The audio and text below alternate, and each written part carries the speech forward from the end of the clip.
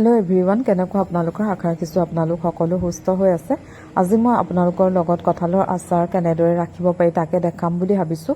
যিহেতু প্ৰায় সকলো মানুহে ঘৰত কঁঠালৰ আচাৰ ৰাখেই, কিন্তু মই কেনেদৰে ৰাখোঁ তাকে ভাবিলোঁ আপোনালোকক দেখাওঁ বুলি। আৰু মই যিটো পদ্ধতিত কঁঠালৰ আচাৰ ৰাখোঁ সেই পদ্ধতিটোত কঁঠালৰ আচাৰখিনি কেতিয়াও বেয়া নহয়। তাৰ কাৰণে মই এটা কঁঠাল লৈছোঁ আৰু কঁঠালটো মই বাকলি গুচাই সেনেদৰে টুকুৰা টুকুৰাকৈ কাটি লৈছোঁ। আৰু তাৰপিছত চচ এটাত অলপ সময় বইল কৰি ল'লোঁ, প্ৰায় 80% মান সিজাই ল'লোঁ। আৰু তাৰপিছত এইখিনি মই পানীৰ পৰা টুকি ফুটা থকা খৰাহী এটাত ৰাখি দিলোঁ যাতে পানীটো সম্পূৰ্ণভাৱে নিগৰি যায়। আৰু তাৰপিছতে ইয়াতে দি ল'লোঁ 2 চামুচ নিমখ আৰু 1 চামুচ হালধি, আৰু এইখিনি মই ভালদৰে মিক্স কৰি ল'ম যাতে প্ৰত্যেকটো টুকুৰাতে নিমখ আৰু হালধি ভালদৰে লাগি যায়।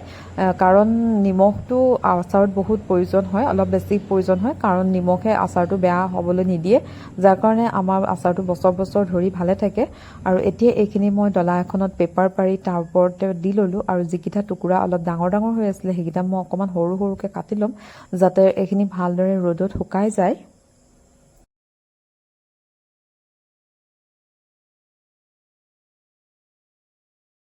তাৰপিছত এইখিনি মই ৰ'দত শুকাবৰ কাৰণে এদিনৰ ৰ'দত শুকাবৰ কাৰণে ৰাখি দিলোঁ। আৰু তাৰপিছত এখন কেৰাহী ল'লোঁ। কেৰাহীখন যেতিয়া গৰম হ'ল তাতে মই আচাৰৰ কাৰণে কি কি মছলা লাগে সেই মছলাখিনি লৈ লৈছোঁ। আৰু মই 1 চামুচকৈ ব্যৱহাৰ কৰিছোঁ। আৰু এইখিনি এতিয়া মই কেৰাহীখনত অকণমান সময় ভাজি ল'ম। বহুত বেছি এটা ভাজি নেপেলাওঁ, কাৰণ বেছি ভাজি ল'লে মছলাৰ যিটো গোন্ধ সেইটো নাইকিয়া হৈ যায়। সেইটো কাৰণে মই অলপ কম ভাজিম আৰু কমকৈ গুড়ি কৰিম। একেবাৰে সম্পূৰ্ণ গুড়ি কৰিও নেপেলাওঁ, যাতে অকণমান মাজে মাজে গোটা গোটা হৈ থাকে, তেনেদৰে গুড়ি কৰি ল'ম।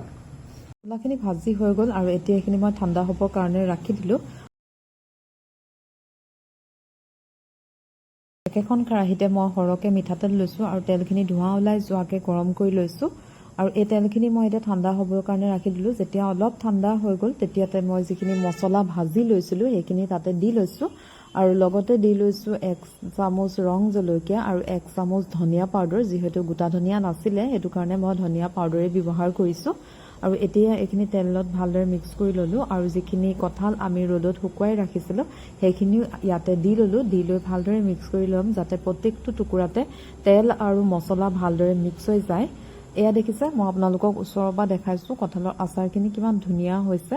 এইখিনি আচাৰ 20ৰ পৰা 25 দিনৰ ভিতৰত খাবৰ কাৰণে সম্পূৰ্ণ ৰেডি হৈ যায়। তথাপিও এইখিনি মাজে মাজে ৰ'দত দি থাকিব লাগে, তেতিয়া বেছি দিন ভাল হৈ থাকে। আৰু এয়া আপোনালোকক মই তেলখিনি সম্পূৰ্ণ ঠাণ্ডা হৈ যোৱাৰ পাছত দেখাইছোঁ। আৰু মই এনেদৰে বটল এটা লৈ লৈছোঁ, এইটো ভালদৰে ধুই মই ৰ'দত শুকুৱাই লৈছোঁ যাতে তাত কোনো ধৰণৰ পানী নাথাকে। পানী থাকিলে আচাৰ বেয়া হৈ যায়। আৰু তাৰপিছত ইয়াতে মই গোটেই আচাৰখিনি ভৰাই ল'লোঁ। আৰু এয়া দেখিছে, মোৰ কঁঠালৰ আচাৰ ৰেডি হৈ গ'ল। আশা ৰাখিছোঁ আপোনালোকে ভিডিঅ'টো চাই ভাল পাব। আৰু ভিডিঅ'টো চাই ভাল পালে লাইক, কমেণ্ট আৰু শ্বেয়াৰ কৰিব। নতুনকৈ চাই থকাসকলে চেনেলটো ছাবস্ক্ৰাইব কৰি দিব। নতুন এটা ভিডিঅ' লৈ মই পুনৰ আপোনালোকৰ মাজলৈ আহিম।